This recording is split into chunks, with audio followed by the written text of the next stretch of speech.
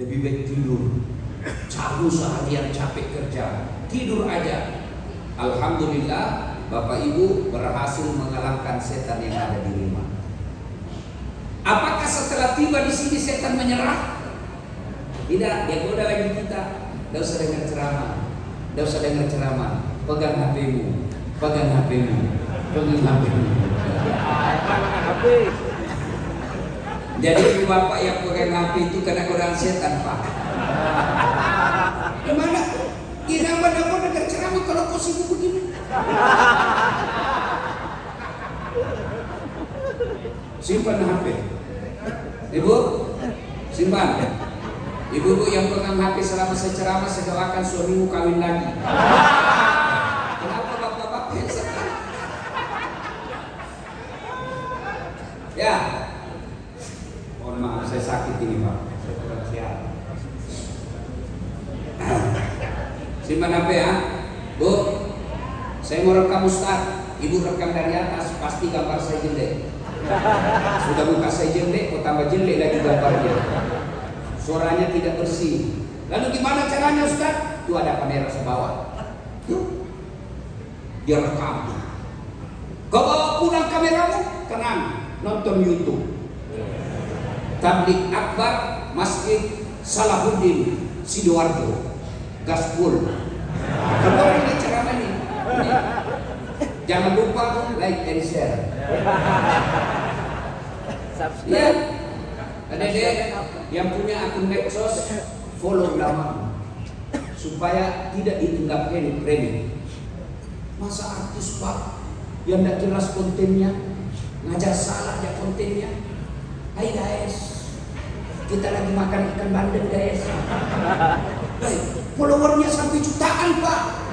Takmir masjid followernya 113 orang. Follow Ustaz Dasar. Iya.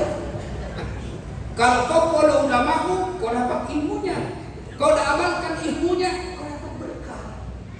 Kalau artis, kelihatan dadanya, kelihatan pahanya, jogetlah dia, enggak juga kau dikasih bekam.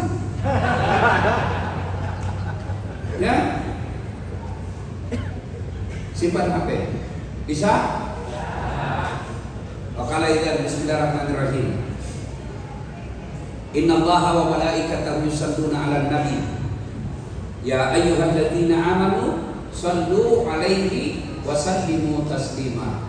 Sesungguhnya Allah dan para malaikatnya berselawat kepada Rasulullah Muhammad sallallahu alaihi wasallam, maka wahai orang-orang yang beriman, bersalawatlah kalian kepada Rasulullah dengan sebaik-baik salawat. Sadaqallahul adzim, maha benar Allah dengan segala firman-Nya. Bapak Ibu saudara-saudara sekalian, takmir masjid, ibu bapak, adik-adik remaja yang insya Allah dimuliakan dan dirahmati oleh Allah Subhanahu wa taala. Kita membahas tentang keteladanan Rasul dalam memimpin. Ya toh? Tapi bagaimana kita mau tahu cara Rasul memimpin kalau sejarahnya nanti kita tidak tahu? Ayo bapak-bapak di sebelur-sebelur, saya mau tanya nih yang di depan, berapa anaknya Nabi? Li? Berapa anaknya Nabi? Li? Du? Ti? Bingung lah kau. Bagaimana kau mau contoh Nabi? Anaknya saja Nabi tidak tahu. Ayo, adik-adik, siapa yang tahu namanya? Anaknya Nabi yang pertama. Siapa? Tidak ada yang tahu. Siapa namanya anaknya Jokowi yang jadi wapres? Semua kau tahu, padahal kau tidak dikasih syafaatnya nanti di akhirat. Iya. Gimana kalau mencontoh Nabi? Inilah kekelemahan kita umat Islam. Kita mau berbicara tentang kepemimpinan Nabi, kita tidak tahu sejarah Nabi, cerita mati itu. Maka yang pertama kalau mau teladani Nabi, tahu dulu sejarah-sejarah Nabi. Saya dulu kecil, kasih sejarah Nabi. pada zaman dahulu kala, pada zaman jahiliyah. Oh, baru ditahu. Oh, Nabi lahir zaman jahiliyah. Lahirlah seorang Rasul yang terakhir dan mulia. Oh, 25 Nabi dan Rasul. Yang terakhir rupanya ini Nabi. Siapa namanya? Nabi Muhammad namanya.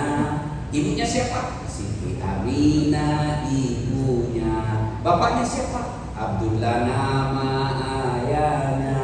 Di mana tinggal? Madinah tempat tinggalnya. Terus setelah dewasa, oh berarti dewasa ini, bukan remaja, diangkat menjadi Rasul. Siapa yang angkat? Pak Camat atau Pak Lurah? Oleh Allah yang kuasa. Allah itu siapa? Pencipta alam semesta. Itu lagu zaman dulu. Ibu-ibu tahu sejarah Nabi dari lagu. Itu lagu saya kecil. Sekarang anak saya ajar lagu sejarah Nabi. Ayo nak, ayo ikut lagi. Anak-anak Nabi ada 7 orang. Nah, baru ketemu semua tuh 7. Ada 5. Iya toh? 3 laki-laki, 4 perempuan. Pertama Qasim, Abdullah, Ibrahim, Zainab, Ruqayyah, Ummu Kalsum, Fatimah. Baru Bapak tahu toh? Coba. Sekarang lagunya Nana apa? Cikampek Tasikmalaya, aku capek gara-gara dia. Beli. Ada lagi. Ojo kita bingke. Apa itu lagunya anak kita sekarang? Jangan ketawa, saya serius ini. Gimana? Ayo. Kalau anak kita, anak-anak balita, anak-anak SD itu senang lagu. Jadi perkenalkan sejarah Nabi melalui lagu. Karena kalau baca malas dia. Jangankan anak kita, bapaknya aja malas. Maka perkenalkan dengan sejarah Nabi dengan lagu. Sederhana ini lagu, tapi kita tahu, oh anak Nabi 7, 3 laki-laki, 4 perempuan. Dengan begitu kita insya Allah bisa mencontoh. Nah, bicara tentang kepemimpinan Nabi. Nabi itu mulai dari rumah tangga. Jangan harap bisa memimpin sukses kalau rumah tangga berantakan. Saya mau tanya bapak-bapak, berapa istrinya Nabi? Ibu-ibu gak suka ini pertanyaan. Berapa istri Nabi Pak? Berapa? 11. Bapak berapa istrinya? Berapa? 1. Sedulur-sedulur, Rasul itu 11 istrinya, tapi tidak ada satupun mengatakan saya menyesal menikah sama kaum Muhammad. Padahal 11 tuh, 11. Bapak cuma 1. Itu kita. Nyesel saya nikah sama Pak Mas. Adekku tahu begini tidak mau saya nikah. Apalagi tidak mau, kau sudah punya anak 2. Ayo. Berarti bermula dari kita sebagai suami. Jangan berharap istri santun kalau kita kasar sama istri.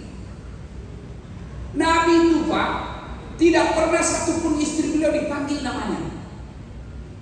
Tidak pernah dipanggil Khadijah sini, tidak. Khadijah beliau panggil Ummul Mukminin. Aisyah, ibu-ibu ada yang remaja tahu ini. Siapa panggilannya Aisyah? Ya Hurairah. Kenapa? Karena Aisyah merah di 5 pipinya. Maka pulang bapak ini contoh Rasulullah, panggil istrimu panggilan kasih sayang. Wahai istriku yang termancung hidungnya. Tidak mancung hidungnya Ustaz. Ya, giginya kau lihat. Justru giginya mancung Ustaz.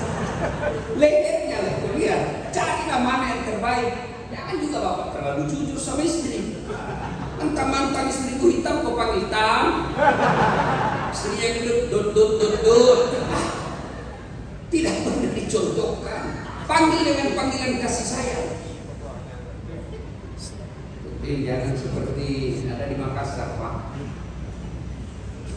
Setiap dipanggil istrinya panggil sayang. Sayangku. Dia sudah pensiun dia, Pak. Ada pensiun di sini? Banyak. Bukan sakaratul maut. Kayaknya tadi yang ketua panitia apa namanya tadi yang jemput saya, Pak pengacara mungkin Pak ya. Kayaknya sudah pensiun juga Pak ya. Sudah dilihat-lihat kan tuh malaikat pencabut nyawa.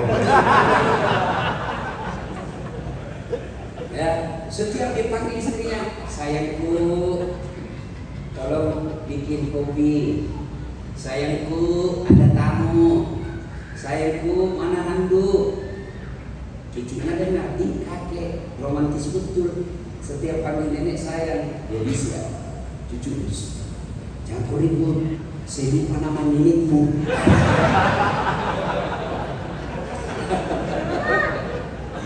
Ayo, mulai dari perlakuan kepada istri. Nah, kenapa sekarang rumah tangga kita istri maki-maki suami, suami menghina istri? Itu hampir semua rumah tangga. Inilah efek dan dampak dari pacaran. Kan 3 tahun untuk pacaran. Selama dia pacaran, berapa kali kau bohong? Berapa kali kau sakiti orang? Pada saat status pacaran tidak saling menghormati, bahkan bisa gelempak. Dan itulah dibawa sampai dia sudah menikah. Makanya Dede, gak usah pacaran. Pacaran syar'i. Nggak ada pacaran syar'i, nggak ada itu. Apa mau pacaran? 4 tahun dipacari, tidak dilamar-lamar. Motor aja dicicil 1 tahun sudah lunas. Anak gadismu dipacari 4 tahun, modal 15.000 1 malam, autan 1, roti 1 bungkus, teh botol 2, dibawa ke pinggir jalan lihat mobil lewat. Makanya sudah, jangan pacaran. Orang yang selalu pacaran biasanya itu yang dibawa kebiasaannya dalam rumah tangga. Kita tentu heran kalau kita menikah, tentu tujuannya mawaddah warahmah. Orang menikah samawa. Mudah-mudahan keluarga samawa. Waktu menikah banyak orang datang, ucapan kembang-kembang penuh jalan Pak, di media sosial ramai. Baru 2 tahun menikah saling menghina di medsos. Itu apa? Kebiasaan waktu pacaran. Coba lihat nenek-nenek kita dulu Pak. Nenek-nenek kita dulu ada nggak pacaran? Nggak Pak. Kau sudah besar nak, saya kasih nikah kau sepupumu. Nggak ada cinta-cinta Pak. Mereka sudah menikah saling menghormati. Ini kita sudah miskin, rumah ngontrak-ngontrak, suami jelek, istri jelek, bertengkar tiap hari. Kapan mau bahagia? Yang parahnya bertengkar, hamil lagi. Bermula dari rumah, ya, suami istri saling menghormati.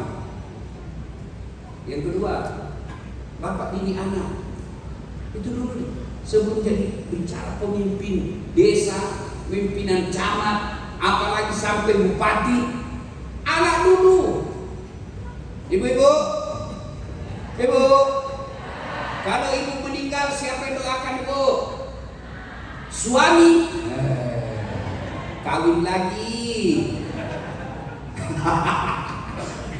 Bapak-bapak kalau meninggal siapa yang doakan? Temanmu, dia tadi itu di grup WhatsApp. Kalau ada meninggal, ada enggak yang berdoa? Tidak, stiker dia kirim.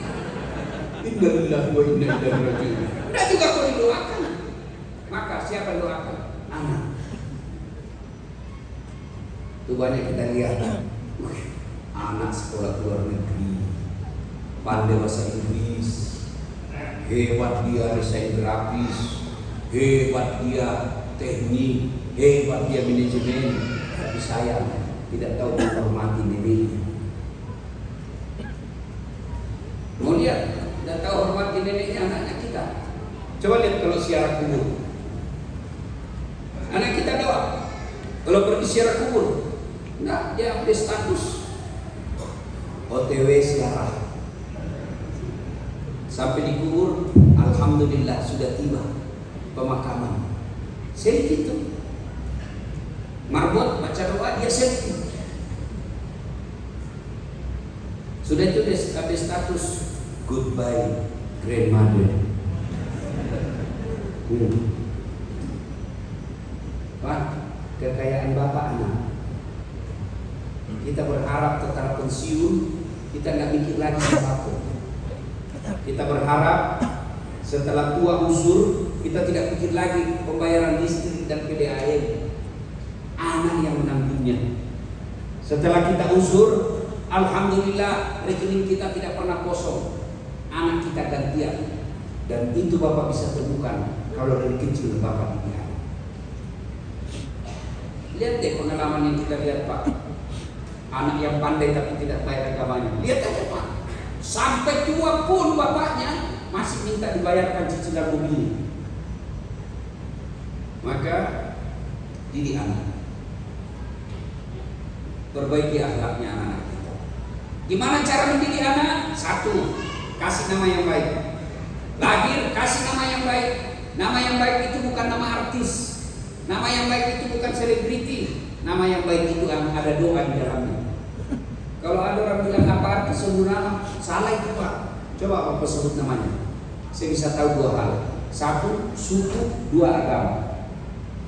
Coba kalau bapak namanya Margono, pasti jawab. Margana, Sunda. Ya toh, Ambok Dale, Bugis. Tidak mungkin ada Jawa. Jenis sopo Ambok Dale, tidak mungkin. Pasti orang Bugis. Ya, nama, suku, dua, agama. Siapa namamu? Abdurrahman, pasti Muslim.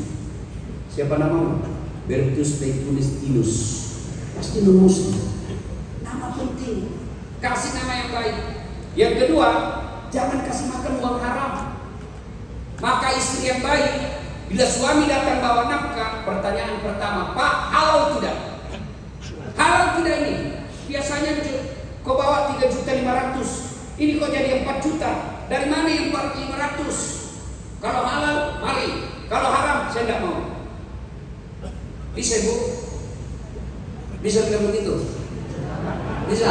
500.000 bisa, 50 juta ribu muka. Maka jangan heran Pak, lihat anak-anak pejabat yang korup. Lihat anak-anak kontraktor menghalalkan segala cara. Lihat pedagang yang suka nipu. Lihat itu anaknya. Anak gadisnya hamil di luar nikah. Yang cowok bawa lari ceweknya. Yang SMA lupa pagar pulang dini hari. Tapi tidak makan ya. Darah daging kita ini terbentuk barang-barang haram. Maka dia juga akan berpikir yang haram-haram. Dulu Bapak yang saya hormati, saya mau tanya, di kawasan ini ada tidak anaknya mati kelaparan?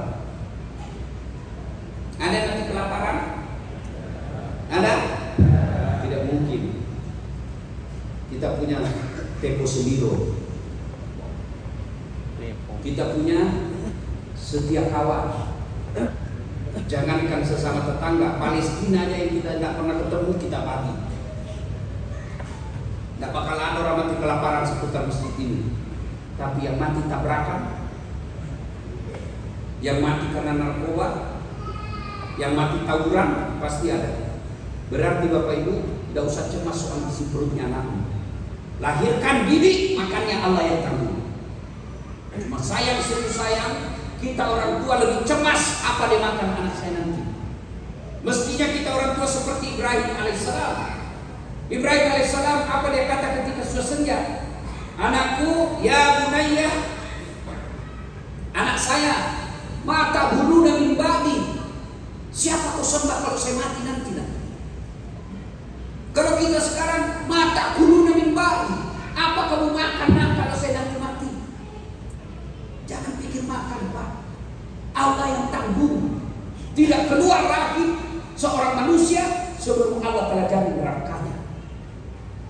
Yang perlu kita cemaskan, dia sholat enggak? Dia puasa enggak? Dia tutup jilbab enggak? Dia ngaji enggak? Itu yang Bapak cemaskan. Kita cuma bangga kalau pandai bahasa Inggris. Hebat Ustaz, anaknya. Apa hebatnya? Pandai bahasa Inggris Ustaz. Masih kelas 2 SD. Apa hebatnya? Banyak yang begitu. Bapak mau lihat banyak anak-anak bisa bahasa Inggris. Bapak-bapak mau lihat ke Inggris. Itu anak-anak di Inggris Pak, masih kecil bahasa Inggrisnya lancar betul. Lalu apa yang dia salah? Kalau dia pandai bahasa Inggris, apa hebatnya? Emang kalau anak bapak pandai bahasa Inggris, dia berdoa pakai bahasa Inggris? Oh my God, pasti juga dulu. Yang itu. Nah, maka yang penting bagi anak kita didik. Jangan berharap anak kita pendidikan baik akhlaknya kalau orang tuanya tidak bagus akhlaknya. Kita mau punya anak yang santun ngomong, tapi setiap kita marah memaki. Kurang ajar memang ini anak, setan ini. Dia bilang, berarti bapak kita keturunan tuyul. Awas kalau kau merokok, saya dapat kau merokok, saya tempelin kamu. 5 menit kemudian nak kopi beli rokok. Jangan harap anak kita bisa baik akhlaknya kalau tidak ada teladan dari orang tua. Setelah itu barulah kita keluar. Sudah didik istri, sudah jadi istri yang baik, didik anak, berikutnya tetangga. Bagaimana Rasulullah mengajarkan soal tetangga? Tuh, coba lihat Pak. Ini pagar nih. Ini rumah Bapak. Bapak tanam mangga. Pohonnya menjulang ke atas, nyebrang ranting dan dahannya. Bagaimana Nabi mengaturnya? Yang nyebrang pagar ini haknya tetangga, boleh diambil tanpa diberitahu pun boleh, halal. Pohon yang nyebrang. Masih selesai tanya, bagaimana kalau istri nyebrang pagar Ustaz? Itu lain pasalnya itu Pak. Tetangga, jangan sampai kita takmir masjid jamaah 5 waktu, tapi di kompleks tidak ada yang senang. Ada begitu, ada. Rajin dia ngaji di masjid, tapi sama tetangganya tidak ada yang senang. Depan rumahnya bertengkar gara-gara apa? Parkir mobil. Samping rumahnya bertengkar gara-gara apa? Got. Belakang rumahnya bertengkar gara-gara apa? Binatang ternak. Padahal hitam jidatnya gara-gara sholat. Orang yang baik ibadahnya kepada Allah, tapi hablum minasnya rusak, kalian bukan orang mukmin.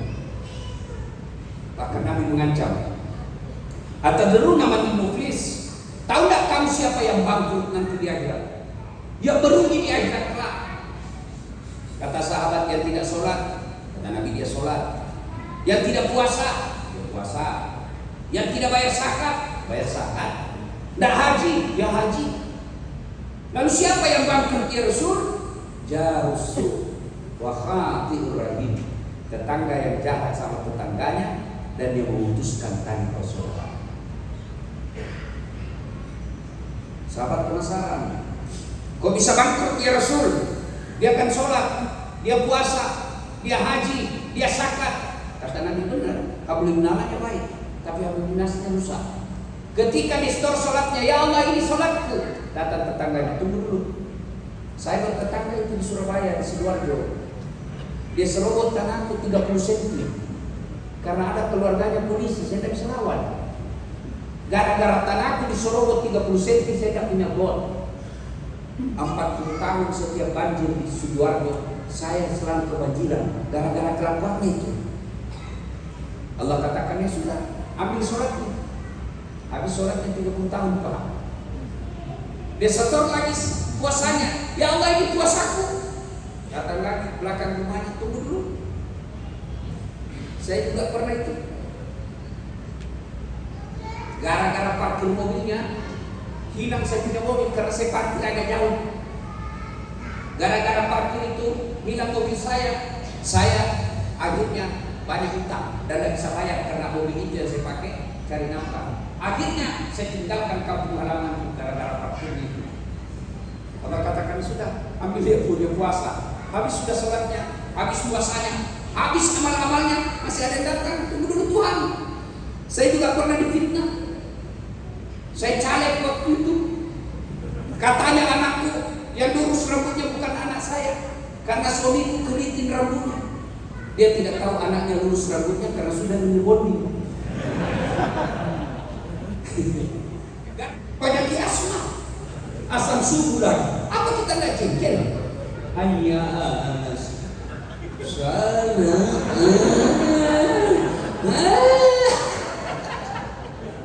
Anak muda nggak tahu lah dia. Katanya ikhlas. Salah pengertian apa soal ikhlas? Kalau bisa, kalau masjid saya dibedakan uang sumbangan dengan uang celengan. Yang itu celengan itu operasional masjid, dana kesejahteraan namanya. Ya, gajinya Pak Imam, gajinya muadzin, gaji Pak. Coba bayangkan kalau imamnya gajinya 3,5 juta. Sama pegawai negeri golongan 3. Akhirnya karena digaji 3,5, anak dan istrinya ikut membersihkan. Kenapa? Dia bahagia dengan gaji. Kamu coba gaji 250 ribu. Berhenti dia Pak. Yang ketawa saya sini. Ya, sedekah. Masjid ini bisa makmur kalau umat Islam sedekah. Alhamdulillah masjid kita bagus Pak. Ada masjid sudah 3 kali lebaran tidak pernah ganti kapelnya. Begitu kita sujud bengkak semua nih Pak. Kenapa? Ini semut. Dapat lagi speaker. Begitu kita takbir Allahu Akbar.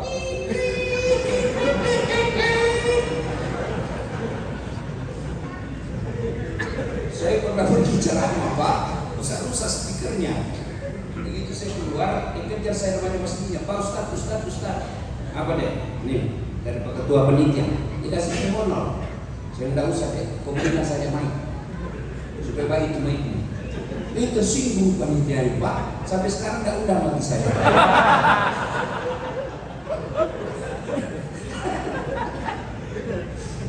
Sedekah. Apalagi bapak-bapak yang sudah tua, sedekah. Bapak tahu tidak penyesalan orang di akhirat? Kalau dia masuk kubur, penyesalannya gosok matanya. Kata jenazah, saya di mana? Jibril, malaikat penjaga kubur katakan, kau sudah mati dasar. Kembalikan saya dulu, kembalikan sebentar aja, 5 menit aja deh. Untuk sholat bukan, untuk tobat bukan. Itu apa? Saya, ini jenazah berkata, saya hanya ingin mengatakan harta yang saya tinggalkan saya sedekah. Itu penyesalannya orang sudah meninggal. Maka kalau lewat celengan Pak, jangan dibiarkan lewat begitu saja. Lihat kulitnya kita Pak, kalau lewat celengan, pura-pura kita tidak lihat tuh. Begitu lihat apa begitu. Lewat celengan dia tarik dompetnya.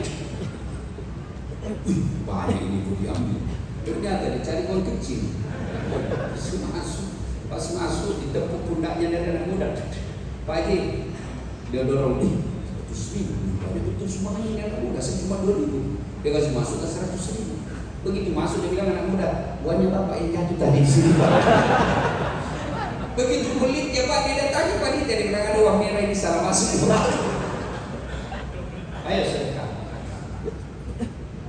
Khairun nas anfa'un nas. Sebaik-baik manusia di antara kalian yang paling banyak manfaatnya buat orang lain. Mohon maaf Bapak Ibu sekalian, saya kira ini saja tausiah kita. Mudah-mudahan lain waktu dan kesempatan kita masih bisa berjumpa lagi di masjid ini. Saya hanya kalau boleh berpesan kepada takmir, anak-anak buat nyaman di masjid. Jangan anak-anak kalau ribut ditempelin. Bersyukur Pak kalau masih ada anak-anak ribut di masjid daripada mereka ribut di jalan raya. Kalau dia di masjid, insya Allah suatu saat dapat hidayah. Bapak-bapak yang punya anak kecil, cucu, anak, belikan baju untuk masuk Ramadan, belikan kopiah baru. Jangan dia mau ke masjid, Pak, mau ke masjid tarawih, belikan songkok. Apa kata bapaknya? Itu ada di kakeknya nomor 7, dia nomor 5. Begitu rukuk jatuh sokoknya, diketawain teman-temannya semua. Besok tak pernah datang ke masjid. Nah, saya lihat ada celengan yang lewat. Kita buktikan apakah ini ceramah saya ada faedahnya atau tidak. Ya, kalau tidak bisa niatkan saja, insya Allah besok. Ya, bapak-bapak masuk Ramadan, beri makan fakir miskin, bawa ke sini. Bayangkan kalau yang makan penghafal Quran. Selama anak itu hafal Quran, selama itu bapak dapat transferan nama. Ya, kita nggak bisa hafal Quran. Butuh sudah hafal penghafal Quran kita. Enggak, anak hafal Quran, biayai. Berapa kosnya 1 bulan? 700.000. Oke, saya tanggung 200.000 ya. Selama anak itu menghafal dan sampai akhir ayatnya dan menghafal ayatnya, bapak dapat transferan amal. Bersedekahlah, karena dengan sedekah itu memperpanjang umur, memurahkan rezeki dan tolak pahala. Allahu a'lam bishawab. Terima kasih. Lebih dan kurangnya mohon dimaafkan. Usikum wa nafsi bitaqwallah. Fastabiqul khairat. Assalamualaikum warahmatullahi wabarakatuh.